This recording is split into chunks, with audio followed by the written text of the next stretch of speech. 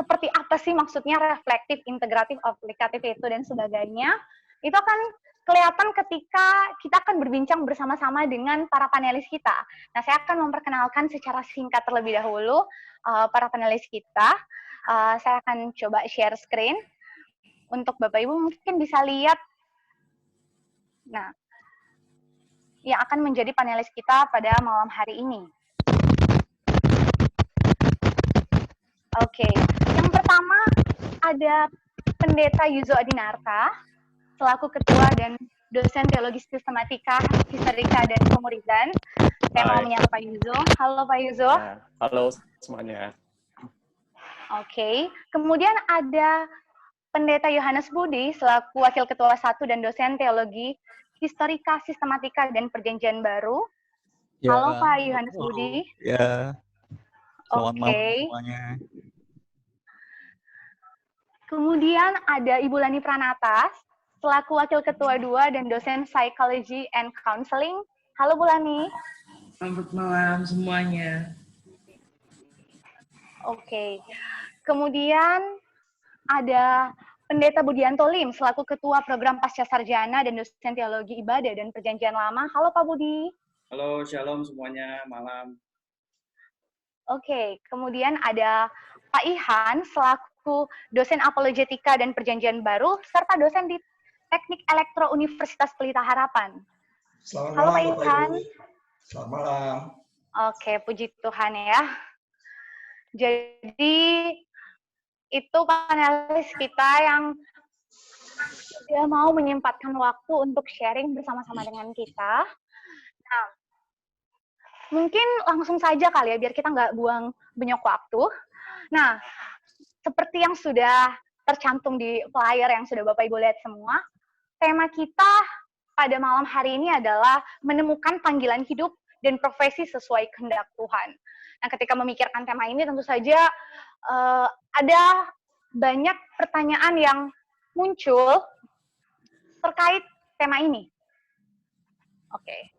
Nah, mungkin kalau saya pribadi ya, pertanyaan yang paling pertama muncul itu adalah gimana sih caranya kita menemukan panggilan Tuhan? Nah, mungkin pertanyaan ini boleh coba dijawab dari perspektif panelis kita dulu kali ya. Kalau Pak Budianto Lim, gimana Pak kira-kira menanggapinya? Gimana sih orang bisa menemukan panggilan Tuhan? Ini thank you pertanyaannya. Ini satu pertanyaan yang sederhana, tapi jawabannya buat setiap kita bisa panjangnya bisa beda-beda nih. Tapi buat saya salah satu yang cukup simple yang saya alami juga, bagaimana saya bisa tahu panggilan Tuhan.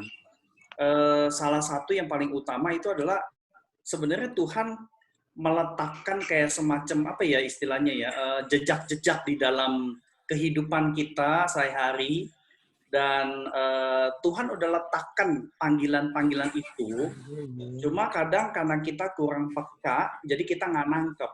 Nah, itu salah satu yang saya alami sih. Karena di dalam kehidupan saya, pada akhirnya saya melihat bahwa kehidupan saya, bahkan sebelum percaya Tuhan Yesus Kristus, ternyata ada mata rantai yang Tuhan bisa pakai untuk membentuk satu gambaran menyeluruh mengenai panggilannya. Dan itu datangnya dari hal-hal ordinary, hal-hal biasa. Cuma memang untuk kepekaan ini kita perlu belajar sih. Itu sih Mili.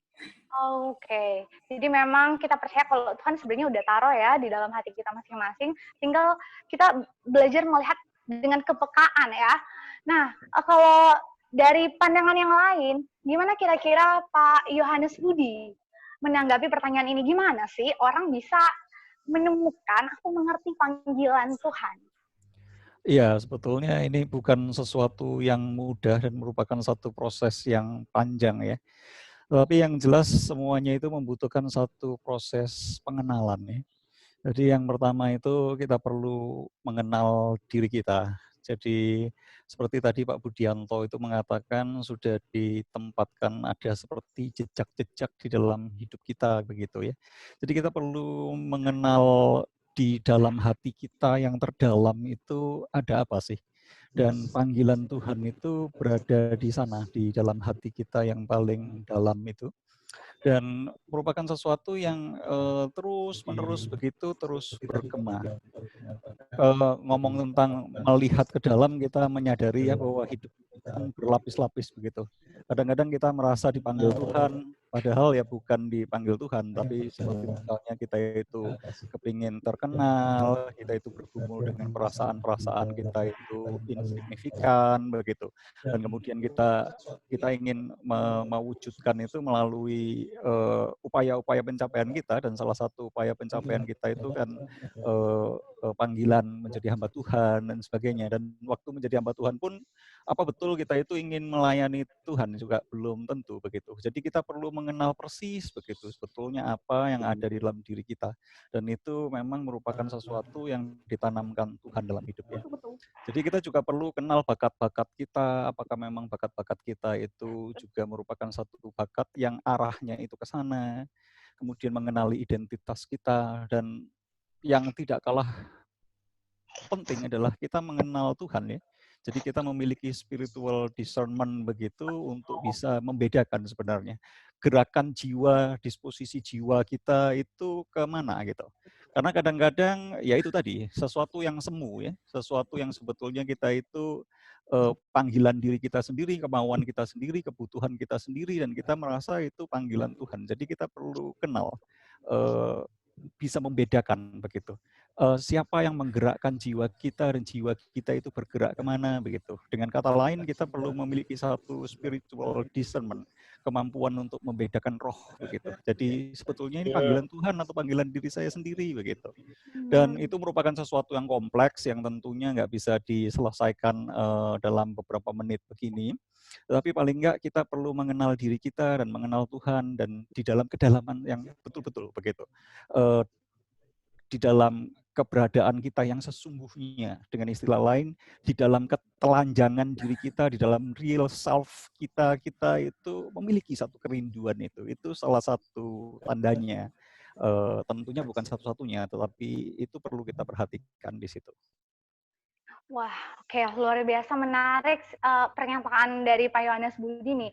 Karena ternyata untuk mengenal panggilan Tuhan, untuk menemukan panggilan Tuhan itu ternyata ada satu aspek yang nggak bisa lepas nih, pengenalan akan diri sendiri. Bagaimana kita peka untuk melihat ke dalam, mengenal diri kita sendiri. Nah, ini jadi challenging nih ya Pak ya, karena ketika itu dikaitkan dengan pengenalan akan diri sendiri, nah kita mendapati kalau ternyata tiap orang tuh nggak benar-benar mengenal dirinya sendiri, bahkan bisa jadi. Saya penasaran nih kalau dari pandangan Bu Lani selaku dosen psychology and counseling, kira-kira Bu gimana melihat hal ini ketika pengenalan akan Tuhan ternyata berkaitan juga dengan pengenalan diri secara psychological kita, gimana nih? Apakah ini menjadi satu hambatan yang besar atau gimana Bu kira-kira? Jadi memang pengenalan diri itu tidak terlepas dari kita mengenal sesama dan Tuhan. Ya. Jadi kalau mau digambarkan itu sebenarnya setiap orang mungkin bisa mengenal dirinya itu salah. Dan sekolah ini memang salah satunya mengajar kita untuk mempunyai kesadaran yang lebih tinggi supaya kita mengenal diri kita lebih dalam. Sehingga melalui banyak hal termasuk kelas, termasuk macam-macam tuh ya, kita mengenal Tuhan lebih dalam dan mengenal diri kita lebih dalam juga apa adanya. Dan itu sesuatu yang sungguh membukakan banyak hal buat kita ya. Kita makin mengerti kita tuh seharusnya hidup ini untuk apa. Jadi itu sesuatu yang mengenal Tuhan dan mengenal diri sendiri itu sesuatu yang saling berhubungan dan tidak terlepas satu sama lain. Kalau masih boleh menanggapi nih Bu ya, kira-kira di dalam fase pertumbuhan seseorang menjadi semakin dewasa, di tahap mana sih mulai muncul kepekaan untuk mengenal diri dengan baik, atau ada kematangan psychological mungkin atau kognitif, sehingga kita bisa, oh ya harusnya saya dengan umur segini ini saya udah punya pengenalan sampai taraf tertentu gitu. Kira-kira gimana Bu? Sebenarnya kalau bicara tentang kematangan tuh tiap orang mungkin berbeda-beda. Karena ada orang yang sudah tua tapi nggak matang. Jadi tiap orang tuh mungkin bisa berbeda-beda, tapi seharusnya memang ketika seseorang itu menginjak katakanlah remaja atau pemuda, seseorang tuh mulai mungkin tahu siapa dirinya dan dia mau melakukan apa. Tapi ternyata tidak semua orang tahu. Itu menunjukkan bahwa memang mungkin kita punya sesuatu yang membuat kita nggak tahu. Jadi kesadaran tiap orang itu mungkin juga berbeda-beda, tergantung dari pengalaman hidupnya dan macam-macam. Oke, menarik ya. Ternyata aspek psychological atau biological pun itu nggak benar-benar menentukan seseorang untuk memiliki pemahaman yang tepat dan kesadaran yang diperlukan gitu ya. Dan tadi Bu Lani sempat menyinggung juga sekolah kita tuh menyediakan suatu sarana ya, sehingga kalau saya boleh mengalimatkan kembali itu memberikan awareness bagi mahasiswa-mahasiswanya untuk memiliki kepekaan ini. Nah, kalau boleh tahu kira-kira Pak Yuzol selaku Ketua STTRI gimana menanggapi hal ini? Apa sih yang menjadi keunikan dari STTRI dalam konteks pengenalan akan Tuhan, dalam konteks pengenalan untuk menemukan panggilan hidup? Ya, terima kasih untuk kesempatan ini. Tadi sudah dikatakan oleh Pak Yohanes Budi dan Pak Budianto, ya, dan Pak Ihan juga ya, dan Bu Lani juga. Jadi ternyata mengenali panggilan Tuhan ini tidak pernah terlepas dari pertama pasti Tuhan, bagaimana kita mengenal Tuhan, dan kemudian bagaimana kita mengenal diri, karena kita adalah yang merespons. Dan seperti Pak Yohanes Budi sudah katakan dengan baik sekali, ya, kita harus hati-hati. Kadang-kadang kita sering menyamaratakan antara keinginan kita dan keinginan Tuhan, kehendak kita dengan kehendak Tuhan. Nah, itu sebabnya kita perlu mengenal diri. Nah, mengenal diri ini ternyata punya layer-layer, punya proses, dan memerlukan kedalaman, kejujuran, dan sangat kompleks sebenarnya. Diri manusia itu kompleks. Misalnya saja ya, waktu saya, katakanlah saya SD, saya itu kepengen jadi dokter. Karena mama saya suka cerita gitu. Wah, mama kepengen jadi dokter ya. Tapi akhirnya ya karena menikah dulu dengan papa kamu, jadi nggak jadi deh ke dokter. Jadi sana, wah saya ingin memenuhi impian mama saya, misalnya seperti itu. Nah, tapi begitu saya sampai di SMP, punya teman-teman dekat gitu ya, pikiran saya berubah gitu. Pikiran saya berubah, saya jadi kepengen ini ya, jadi arsitek gitu. Saya suka gambar, suka matematika, suka fisika, wah mungkin arsitek tuh bagus ya. Nah, begitu saya sampai di SMA, nah ketika waktunya pemilihan jurusan ini dan itu, nah kemudian kakak saya yang paling besar berkata, oh saya udah masuk arsitek, masa kamu nanti jadi saingan saya gitu. Waduh, saya berubah lagi ya. Akhirnya ya udah deh, kalau saya nggak arsitek ya saya teknik sipil lah. Dan akhirnya saya masuk teknik sipil, betul-betul masuk teknik sipil sebelum saya masuk ke seminari. Tetapi titik baliknya itu waktu saya kelas 2 SMA, di sana saya mulai kembali mencari Tuhan. Ya, waktu saya mencari Tuhan, saya merasa hidup ini singkat sekali ya. We only live once ya. Singkat sekali. Dan masa-masa COVID ini kita jadi disadarkan bahwa hidup ini sangat-sangat fana. Nah, waktu itu saya mendapatkan momen sebagai anak SMA, mendapatkan realitas bahwa hidup ini singkat ya.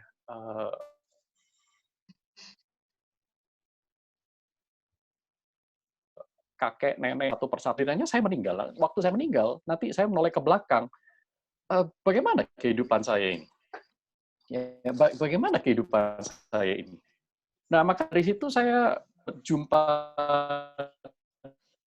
dengan mulai Tuhan, aku ingin menyerahkan hidupku kepadamu, sekarang tuntun aku, engkau mau pakai aku seperti apa, dan itu perjalanannya nggak pendek gitu.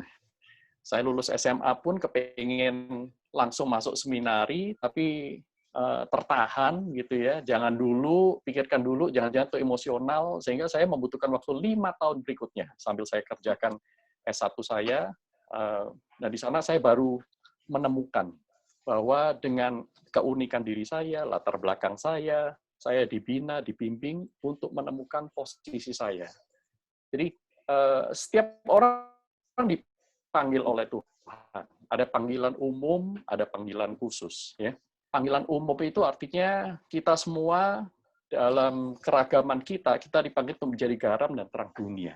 Tetapi tiap orang itu ada posisi dalam tubuh Kristus. Ada yang tangan, ada yang kaki, ada yang kepala, ada yang lidah, ada yang kulit, ada yang bulu, dan seterusnya.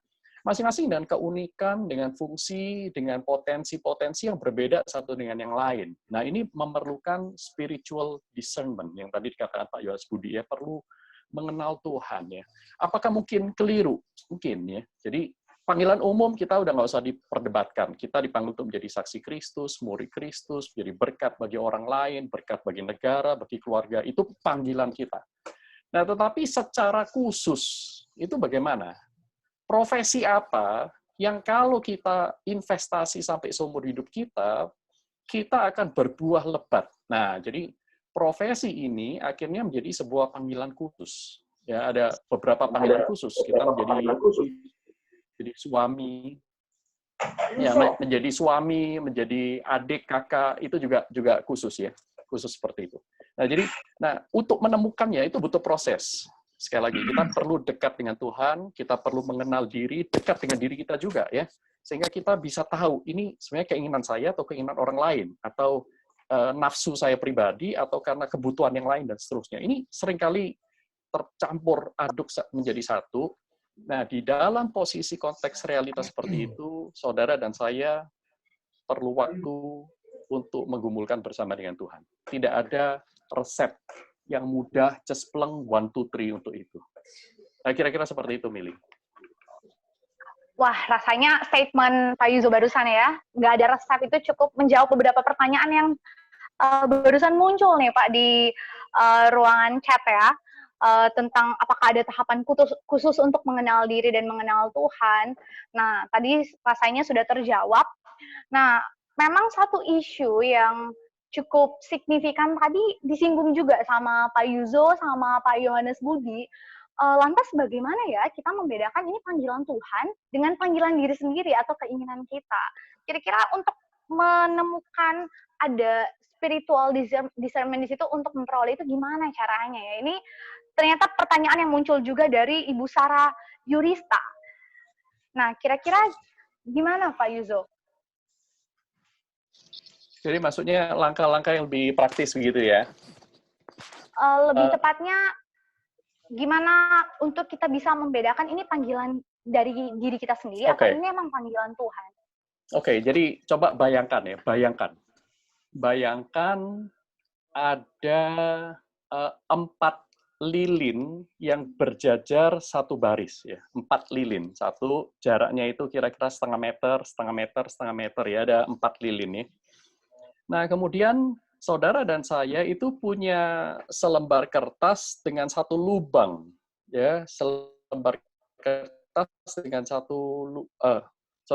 kebalik ya. Bayangkan ada 1 lilin, ya, ada 1 lilin, dan kemudian antara lilin dengan saudara dan saya itu ada 4 kertas yang berlubang di tengahnya, ya. Nah, kita harus melihat lilin itu dari lubang-lubang itu. Nah, ketika lubang-lubang itu menjadi searah, di sana kita bisa melihat cahaya. Nah, seringkali kalau kita hanya fokus pada satu aspek, nanti saya akan jelaskan aspeknya apa. Kalau kita hanya fokus di satu aspek, kita bisa keliru. Tetapi itulah sebabnya kita perlu berbagai macam konfirmasi. Konfirmasinya apa? Pertama, jelas harus dari firman Tuhan. Ya. Jadi dari sana sudah jelas, oh, saya kayaknya ini ya berbakat menjadi penjudi ya. Saya dipanggil Tuhan jadi penjudi. Itu udah pasti keliru ya. Jadi cara bedakan itu udah pasti keliru. Karena apa? Tidak memenuhi panggilan umum. Itu udah pasti.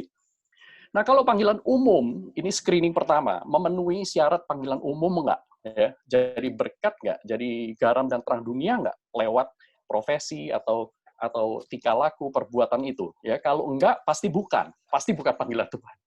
Nah, kalaupun itu sudah lewat panggilan umum, ini baru screening pertama itu pas ya, baru yang kedua kita itu lihat diri kita. Apakah saya punya kapasitas untuk itu? Apakah Tuhan perlengkapi saya dengan bakat, talenta, passion untuk itu.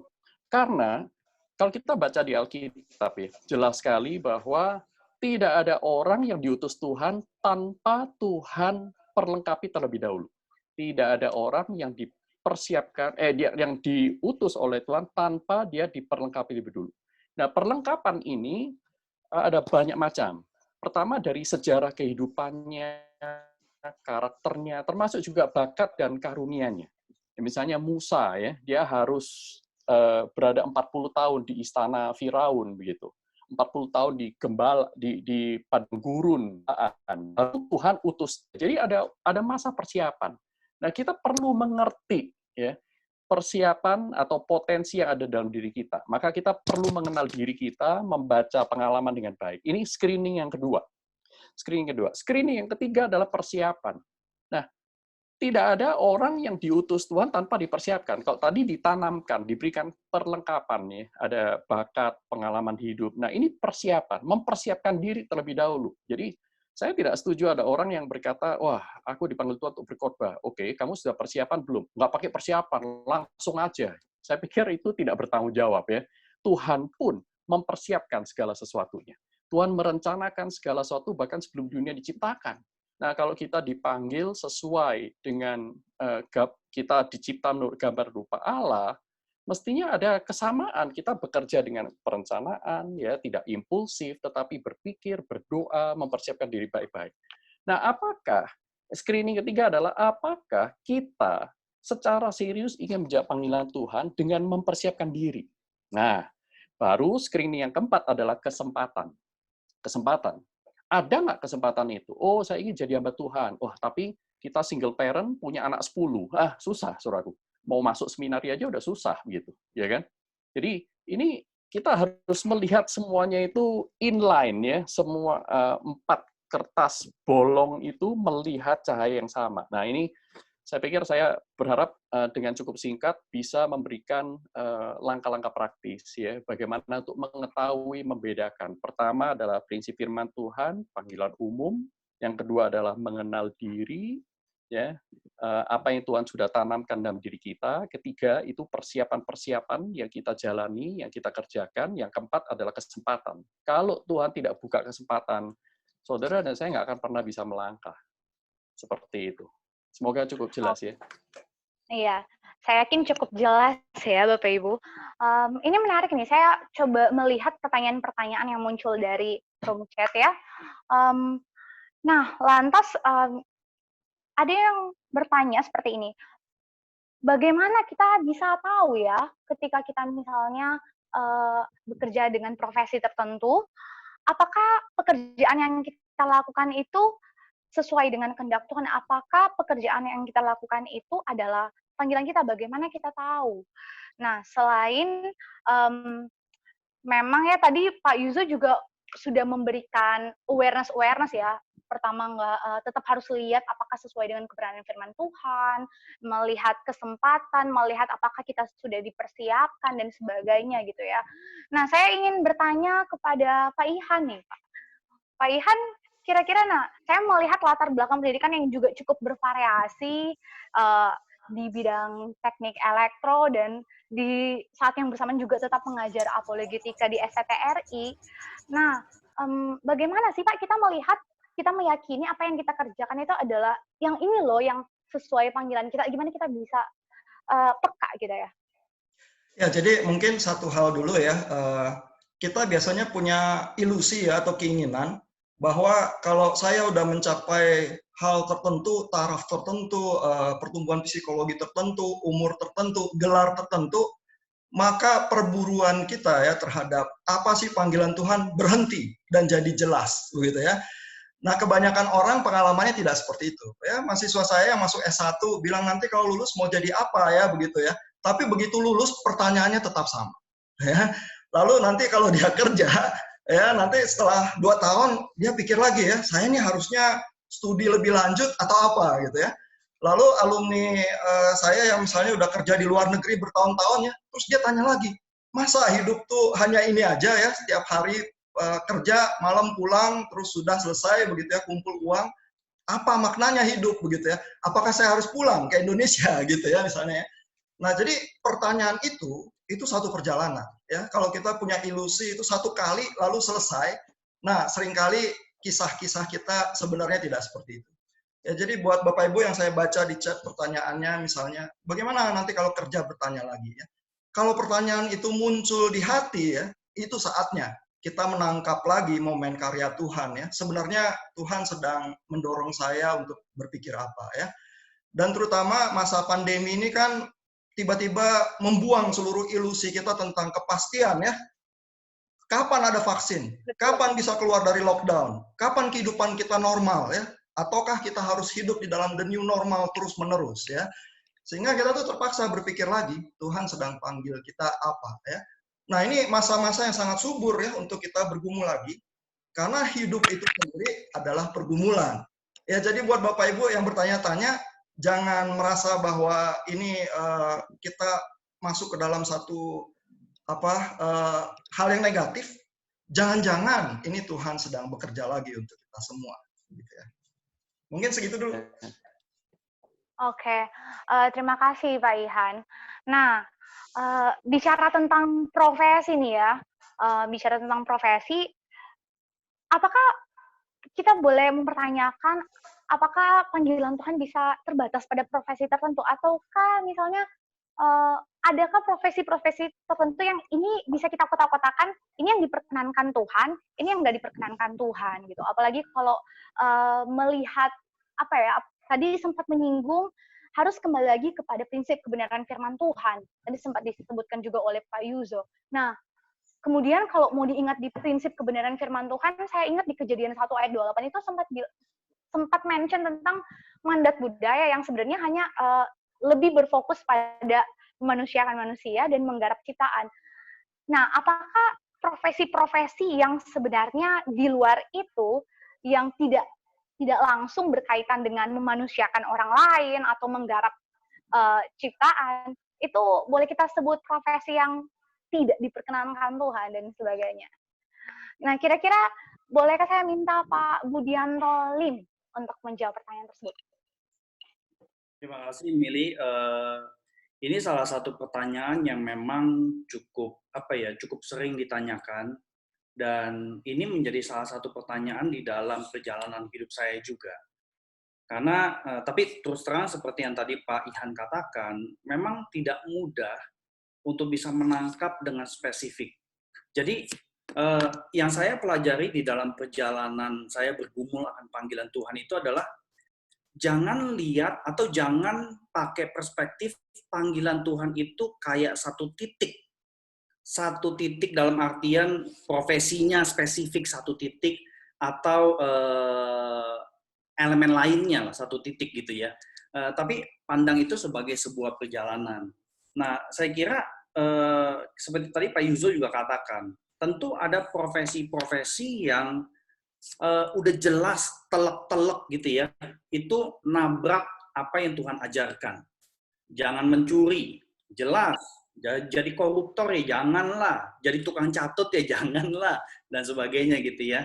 Jadi ada hal-hal yang kita bisa temukan di dalam kitab suci yang menjadi pagar ya untuk kita bisa menggumulkan apa panggilan kita bekerja ataupun profesi. Dan cuma saya mau mengingatkan kita begini, itu kan tadi secara prinsip kelihatannya sederhana. Tetapi kita tinggal di dalam dunia di mana semua profesi itu interconnected.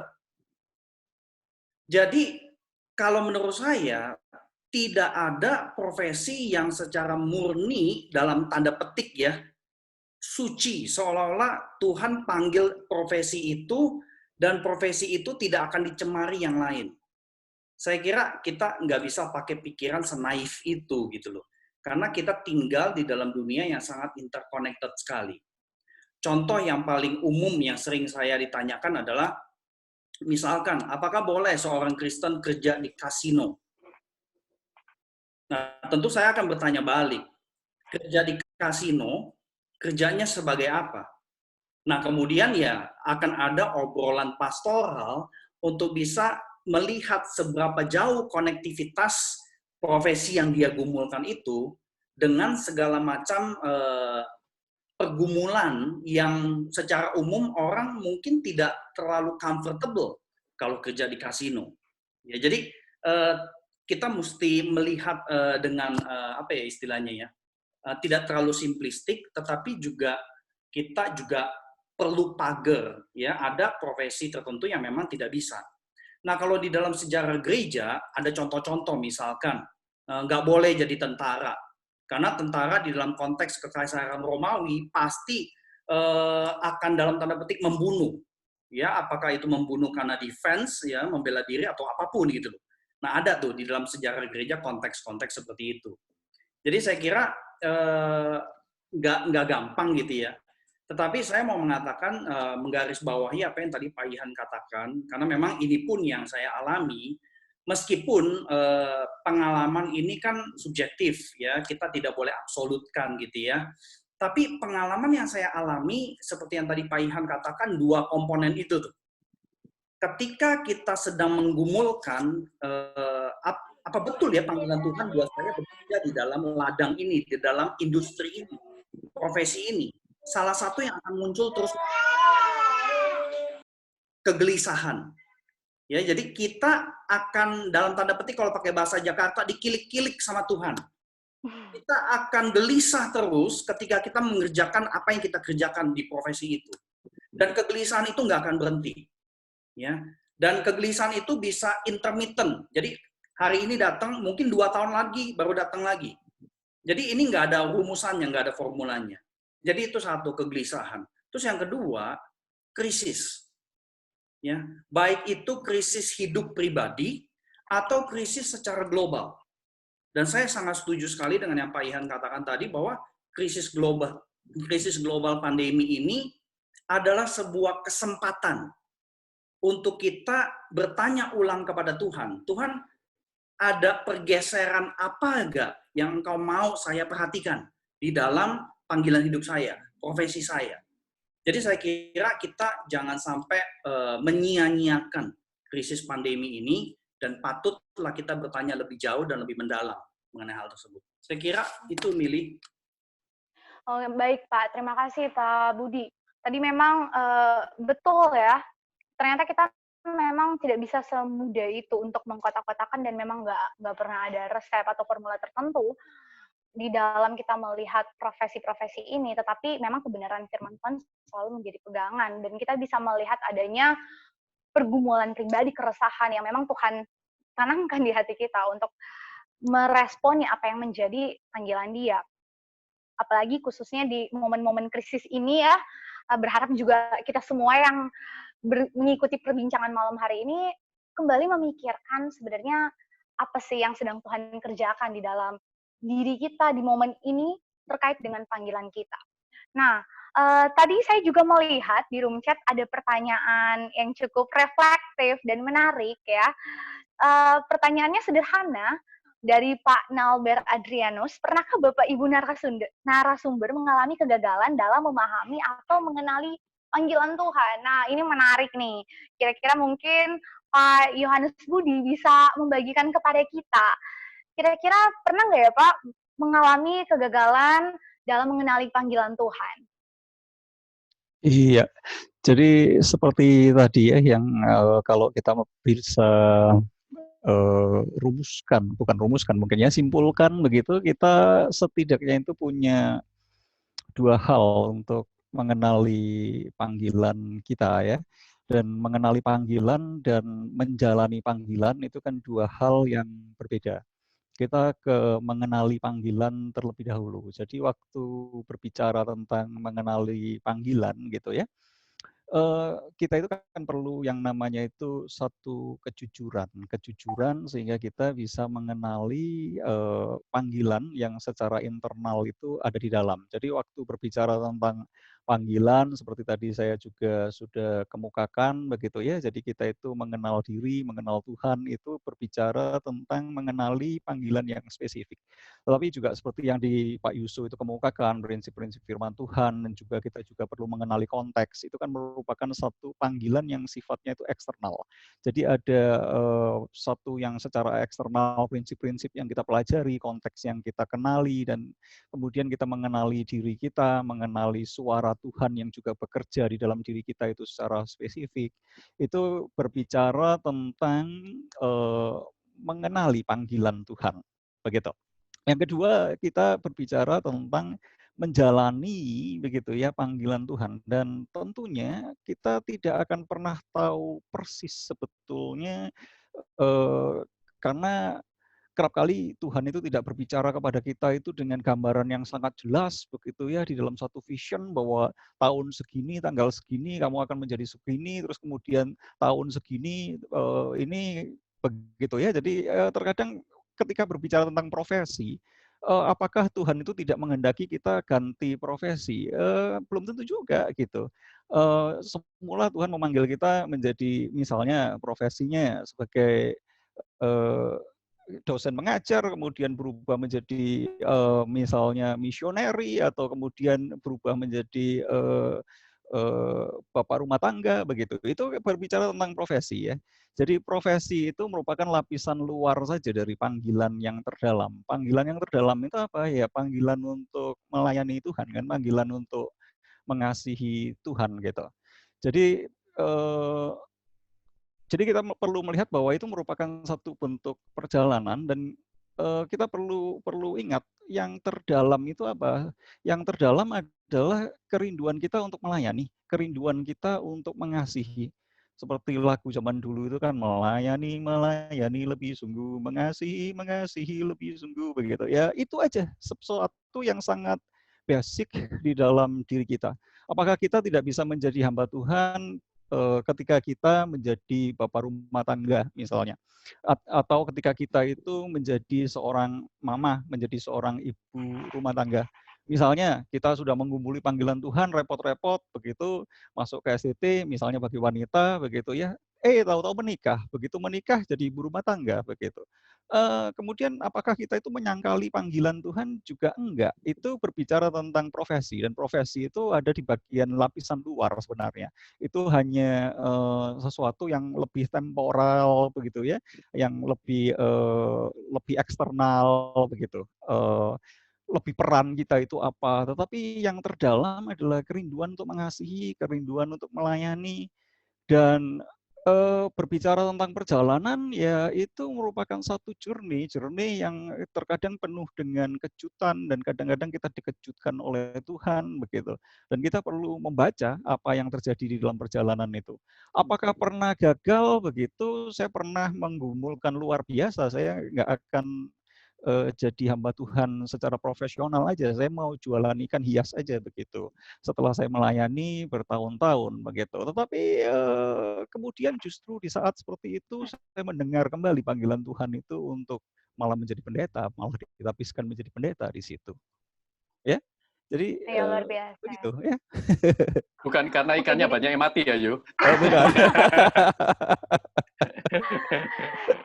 Jadi memang menarik ya Bapak ya, karena ternyata ini masalah melayani Tuhan nggak terbatas pada profesi sebagai hamba Tuhan.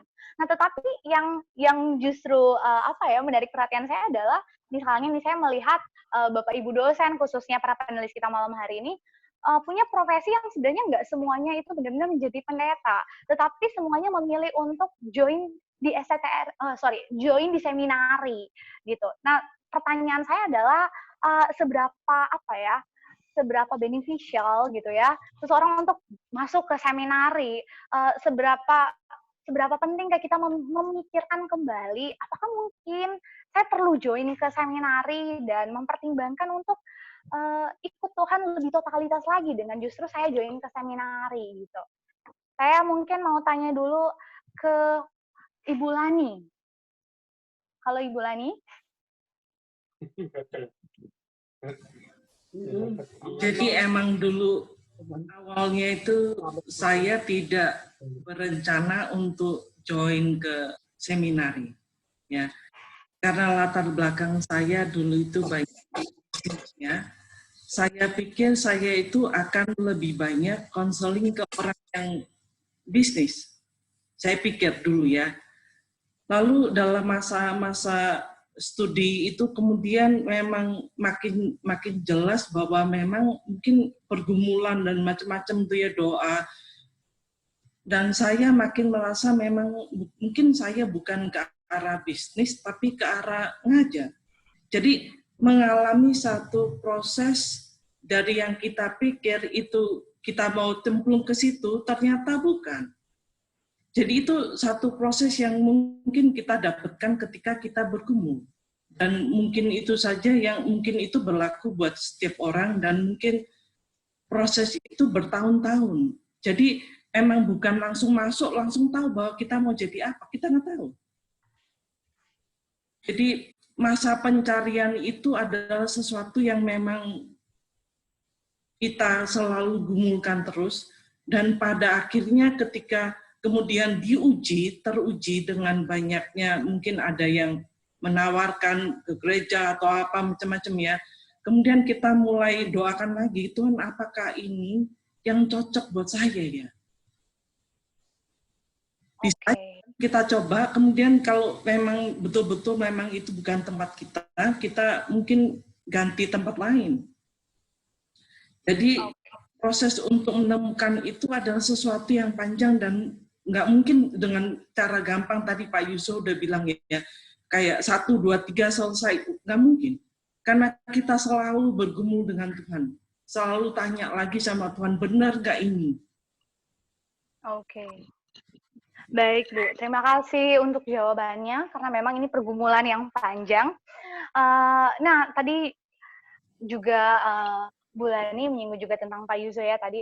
Saya jadi kepikiran nih, sekalian pengen tanya, kira-kira kalau dari STTRI sendiri ya, sebagai suatu seminari di Indonesia, kira-kira apakah ada keunikan tersendiri dari kurikulum STTRI yang sebenarnya di dalam suatu seminari mau memperlengkapi mahasiswanya, khususnya untuk semakin peka nih sama panggilan Tuhan dan benar-benar akhirnya bisa aware dengan ini yang namanya panggilan Tuhan dalam hidup seseorang. Dan sebelum Pak Yuzo menjawab juga, saya mau meng-encourage rekan-rekan dimanapun berada yang sekarang ini nih lagi resah mungkin, lagi bergumul untuk memikirkan panggilan hidup khususnya langkah dalam melanjutkan pendidikan, silakan boleh bertanya di room chat di Zoom ini atau di room chat YouTube ya.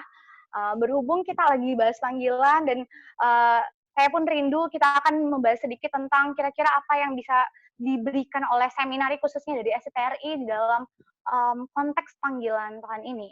Oke. Nah, Pak Yuzo, kira-kira gimana Pak? Boleh menanggapi kira-kira beneficial apa yang bisa kita dapatkan dari join bersama seminari dan khususnya dari STTRI, kurikulum apa yang cukup unik ya ini yang bisa memberikan kepekaan pada kita untuk mengerti kehendak Tuhan. Ya, seperti yang tadi saya katakan, ada beberapa screen umum yang kita perlu pertimbangkan waktu kita menggumulkan. Ya.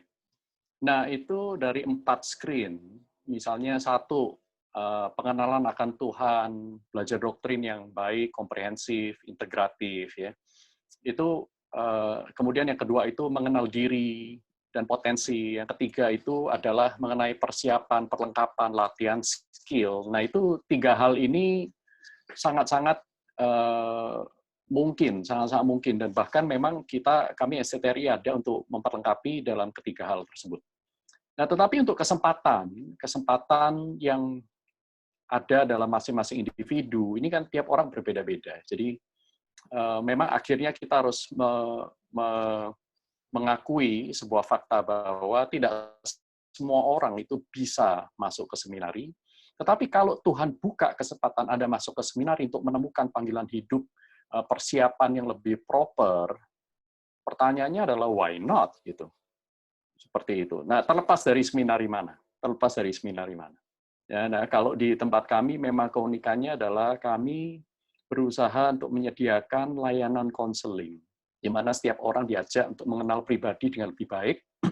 karena para konselor ini juga para konselor yang terlatih, plus atmosfer dan komunitas pemuritan ya, yang menolong orang untuk menerima mereka dan mengajak mereka untuk melihat masa lampau, berdamai dengan masa lalu ya, dan ada atmosfer yang kita memang secara intentional itu memuridkan satu dengan yang lain.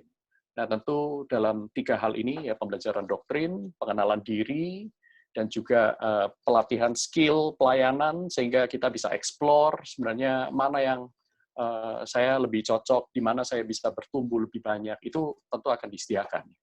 Nah, saya pikir itu jawaban singkat saya. Oke, terima kasih Pak Yuzo.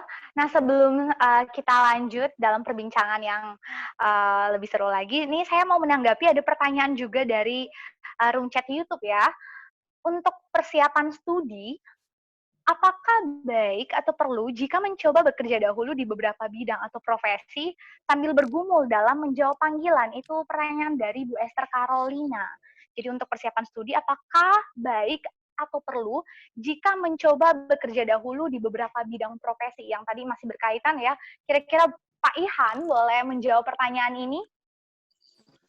Ya, kalau Bapak Ibu pernah nonton film The Matrix ya, itu film tahun 90-an, sangat gelap. Ada satu adegan di mana si Neo itu, The Matrix itu ketemu The Oracle ya, karena ingin mendapatkan tuntunan, begitu ya. Terus selesai berbicara dengan The Oracle itu, tiba-tiba si Oracle itu bilang ya, waktu Neo-nya mau keluar, awas, vas bunga itu, gitu ya. Lalu Neo-nya bilang, vas bunga apa? Pada saat itulah tangannya nyenggol vas bunga dan vas bunganya jatuh, gitu ya. Jadi adegan itu sangat menarik perhatian, gitu ya. Saya rasa ya, kalau memang pergumulan panggilan kita adalah satu perjalanan ya, bukan satu perburuan titik akhir ya, maka ada kemungkinan ya Tuhan itu menuntun kita di fase-fase tertentu itu cukup untuk mendorong kita melakukan decision tertentu ya, dengan situasi, dengan kondisi, dengan input dari orang-orang yang kita kenal ya, yang tuntunan itu mungkin berubah ya di tahun-tahun yang berikutnya, begitu ya. Sehingga seringkali ya di dalam pergumulan kita terhadap panggilan, kita tuh nggak tahu semua variabelnya. Ya, kita juga nggak tahu ya big picture perjalanan yang Tuhan sediakan untuk kita seperti apa, karena memang kita bukan Tuhan ya. Tetapi dengan segala informasi terbaik yang kita punya, kita harus ambil decision. Begitu ya. Nah di situ kadang-kadang dilema dan pergulatannya menjadi sangat sulit ya. Tapi kalau gambaran pergulatan kita seperti itu, maka kalau kita memilih profesi ya, atau kita memilih masuk ke seminari atau bukan ya, mungkin goalnya adalah apakah langkah itu menolong kita untuk bertumbuh ya ke fase yang berikutnya ya, sehingga katakanlah di fase ini saya belum ready ya untuk rencana Tuhan yang besar itu, tapi kalau saya melihat STT, seminari atau profesi tertentu sebagai sarana, saya itu bisa lebih baik ya dipakai di tangan Tuhan itu dengan lebih leluasa, maka mungkin itu decision yang harus kita ambil gitu ya. Karena ini satu perjalanan, bukan satu perburuan titik akhir. Ya, semoga menolong ya. Oke, baik. Terima kasih Pak Ihan. Jadi memang ketika kita mau berusaha mengenali panggilan Tuhan dalam hidup kita, itu nggak bisa sekalian ya kita paham. Dan mungkin Tuhan mengizinkan banyak momentum-momentum yang sebenarnya kalau ya kata kasarnya kita boleh bilang jadi batu loncatan kita untuk peka, oh ini ternyata Tuhan tuh maunya ini ya, dibalik mungkin lewat profesi-profesi yang bisa kita jalani gitu ya. Saya mau coba melihat kembali pertanyaan-pertanyaan yang mungkin masih bisa dijawab. Oke, sebentar ya. Memang ada sedikit gangguan teknis, tapi oke, masih bisa. Nah, sekali lagi Bapak, Ibu, dan rekan-rekan yang mungkin saat ini masih bergumul dengan panggilan, atau mungkin sudah mulai mempertimbangkan untuk bergabung atau join masuk di dalam seminari. Nah, silakan boleh mengajukan pertanyaan di room chat Zoom atau di room chat YouTube. Nah, ini ada pertanyaan dari Bu Kristi Chandra. Apakah program STTRI hanya fokus mempersiapkan lulusannya untuk pelayanan dalam gereja, atau juga bisa untuk dunia sekuler? Wah, ini menarik nih. Mungkin kita balik tanya dulu kali ya, maksudnya pengertian dunia sekuler ini sejauh mana ya? Tapi ini saya yakin bisa kita bahas nih di waktu-waktu terakhir ini. Mungkin saya mau tanya ke Pak Budianto Lim ya. Kira-kira program STTRI apakah mempersiapkan lulusannya dalam pelayanan gereja saja, ataukah bisa dalam konteks yang lebih luas dari itu, Pak Budianto? Terima kasih, Mili. Pertanyaan ini baik sekali ya. Mungkin jawaban saya akan apa ya istilahnya bisa nggak lengkap karena saya dosen yang paling baru di STTRI. Tapi sejauh pengenalan saya akan STTRI, saya menyaksikan cukup banyak rekan-rekan kita profesional yang studi di STTRI dan kemudian kembali ke dalam profesi mereka. Dan saya kira ini satu aspek yang sangat bagus sekali. Kenapa? Karena slogan dan juga kerinduan kami kan tadi kan dikatakan kita mau satu pendidikan seminari yang integratif. Jadi arahnya bagaimana seluruh pemahaman biblika, teologia itu bisa diintegrasikan dengan diri seseorang apapun profesinya, dan kemudian kembali kepada profesi tersebut dengan pertumbuhan yang beda, cara pikir yang beda, dan sebagainya. Jadi saya kira pendidikan di STTRI sejauh yang saya kenal, dan saya percaya rekan-rekan dosen yang lain juga bisa menggarisbawahi, bahkan menekankan hal ini, nggak cuma untuk kita yang mau pelayanan di dalam konteks lembaga kegerejaan atau lembaga Kristen, ya. Jadi bisa kembali ke dalam profesi kita yang sebelumnya. Dan paling tidak kita punya contoh Pak Ihan yang juga masih di dalam profesi sebagai ahli elektro gitu ya. Saya kira itu, Mili. Mungkin dosennya menjawab lebih lengkap. Gimana Pak? Sorry? Mungkin Bapak Ibu dosen lain yang bisa menjawab lebih lengkap, yang lebih lama di STTRI. Oke. Nah, saya boleh nih menyampaikan secara bebas nih kepada Bapak Ibu panelis. Kira-kira menanggapi pertanyaan ini, gimana nih? Apakah seminari khususnya STTRI itu mempersiapkan mahasiswanya di dalam konteks lebih luas daripada gereja atau hanya dalam gereja? Siapapun yang kira-kira ingin membagikan pendapatnya, silakan. Saya boleh nih ya, singkat ya. Oke. Jadi sejak awal STTRI berdiri, seingat saya dari cerita dari para pendiri ya, kami itu menghayati hamba Tuhan itu bukan hanya yang pelayanan di gereja. Seorang hamba Tuhan itu bisa menjadi penjaga toko, bisa menjadi ibu rumah tangga, hamba Tuhan itu bisa menjadi apapun, kecuali tentu hal-hal yang melawan prinsip kebenaran firman Tuhan. Sehingga seminari, khususnya STTRI, berusaha menghidupi dan konsekuen dengan hal tersebut. Ya. Jadi kami tidak berusaha menyeragamkan panggilan orang. Dan kami bukan sekolah yang akan menghasilkan lulusan-lulusan yang hanya bekerja atau melayani Tuhan di satu profesi spesifik. Saya pikir terlalu sempit, karena kerajaan Tuhan ini terlalu luas. Sehingga yang membutuhkan persiapan itu hamba-hamba Tuhan bukan hanya di dalam gereja, tetapi di gereja gedung gereja ya, gereja sebagai gedung, gereja sebagai institusi, tetapi mestinya gereja itu hadir di masyarakat dalam bentuk profesi-profesi yang banyak. Jadi benar, STTRI memperlengkapi anak-anak Tuhan untuk melayani sebagai gereja, tapi bukan melayani hanya di gedung gereja. Saya pikir semoga itu cukup jelas. Luar biasa, terima kasih banyak Pak Yuzo, dan terima kasih juga untuk semua panelis yang boleh berbagi. Mohon maaf nih waktu kita nggak banyak lagi, tersisa 2 menit. Kalau saya boleh menyimpulkan dari awal sampai akhir, memang menemukan panggilan Tuhan ini bukan proses yang singkat ya, butuh pergumulan, bahkan seumur hidup, butuh spiritual discernment, dan sebenarnya ketika kita mau bertanya, lantas bagaimana kita bisa tahu panggilan Tuhan atau enggak, kita kembali lagi melihat pada prinsip-prinsip kebenaran firman Tuhan dan melihat bagaimana Tuhan mengaruniakan di hati kita dan memperlengkapi kita untuk mengerjakan suatu panggilan tertentu. Dengan peka juga dengan setiap keresahan yang Tuhan izinkan kita alami. Dan memang profesi hamba Tuhan itu, untuk memaksimal menghidupi panggilan Tuhan tidak dibatasi oleh profesi hamba Tuhan. Tadi sudah diperjelas oleh panelis-panelis kita, dan memang seminari adalah salah satu opsional yang sangat baik untuk memperlengkapi kita memenuhi panggilan Tuhan. Oke, saya kira cukup sampai situ dulu sebelum mengakhiri Zoom meeting kita pada malam hari ini. Oh ya, saya juga mau berterima kasih bagi rekan-rekan yang sudah bergabung di dalam streaming YouTube. Nah, ada beberapa pengumuman yang ingin saya beritahukan juga, ya. Jadi setelah ini saya akan saya akan share screen. Ada 2 artikel dari Pendeta Yuzo Dinarta yang bisa kita akses bersama. Nah, Bapak Ibu mungkin boleh screenshot ya ketika saya bagikan gambarnya. Sebentar.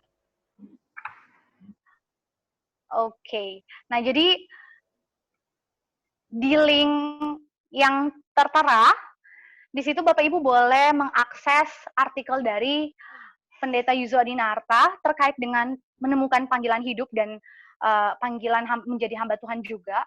Nah, lalu kemudian saya juga ingin menginformasikan bahwa rekaman Hot Talks kita pada malam hari ini akan di-broadcast di kanal YouTube SCTRI.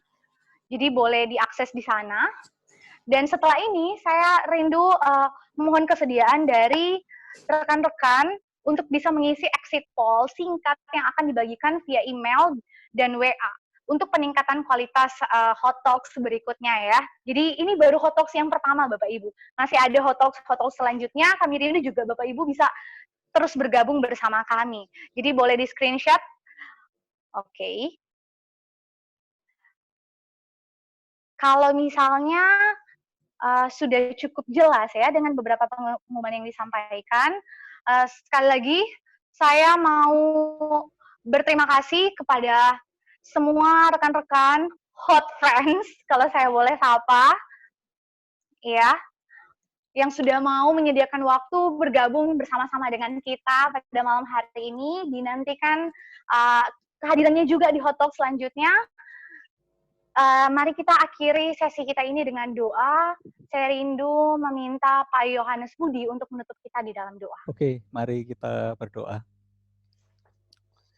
Kami bersyukur kepada Bapa yang mengasihi kami, Bapa yang menuntun perjalanan hidup kami.